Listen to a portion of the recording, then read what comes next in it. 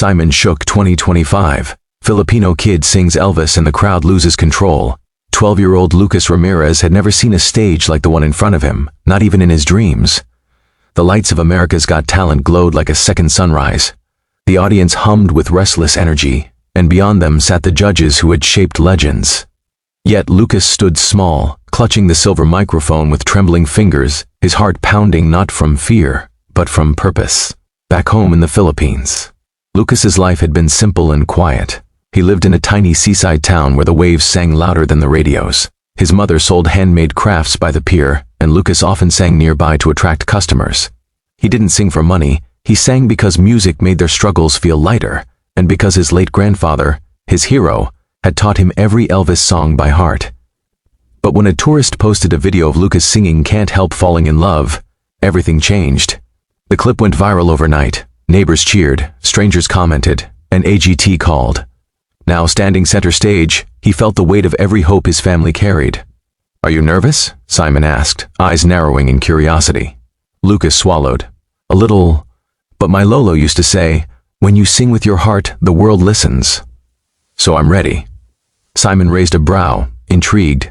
The music began, a gentle guitar intro.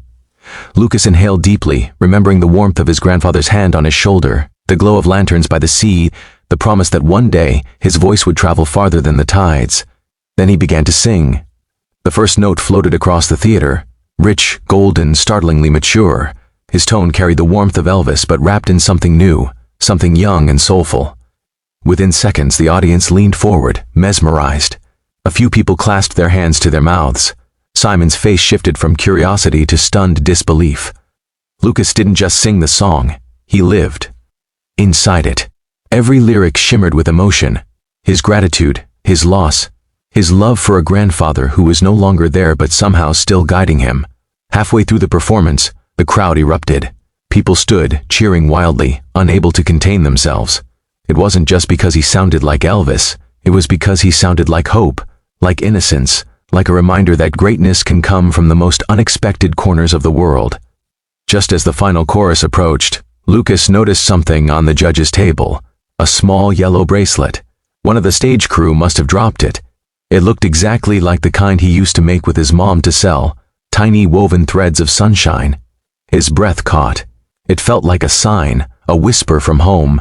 He closed his eyes and pushed his voice higher, stronger, braver. And then something unexpected happened. Simon Cowell, unmoving, unshakable Simon, stood up. He didn't wait for the final note. He didn't wait for applause. Lucas opened his eyes just in time to see Simon slam his hand onto the golden buzzer with a force that startled the entire building. Golden confetti exploded from the ceiling like a burst of starlight. The audience screamed. The judges rose to their feet. The theater transformed from a stage into a universe of swirling gold, and in the center of it all stood Lucas, crying, laughing, overwhelmed. But while everyone cheered, Lucas did something no one expected. Instead of running to the judges, he stepped down from the stage and approached a small girl in a wheelchair near the front row. She had been watching him, with shining eyes from the moment he began. Lucas bent down, took the bracelet he had picked up, and gently tied it around her wrist. "My Lolo used to say music is for sharing," he whispered. "This is for you." The girl's mother began sobbing quietly. The girl herself touched the bracelet as though it were the most precious thing in the world. The crowd fell silent, awed by the simple, pure gesture.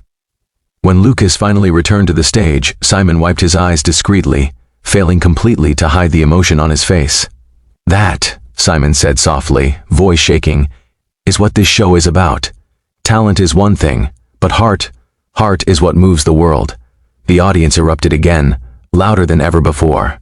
Backstage, as Lucas reunited with his mother, she hugged him tightly, hands trembling. "Your Lolo would be proud," she whispered. Lucas looked back at the stage, now blank and quiet, and smiled.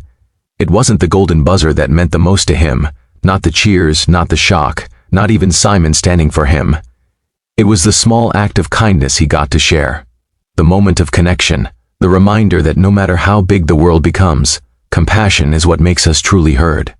As Lucas walked toward his future, confetti still clinging to his hair, he felt lighter than ever, because dreams don't just shine, they glow brightest when shared. And that night, America didn't just meet a talented kid with an Elvis voice. They met a boy with a heart big enough to move a room full of strangers, and maybe the world.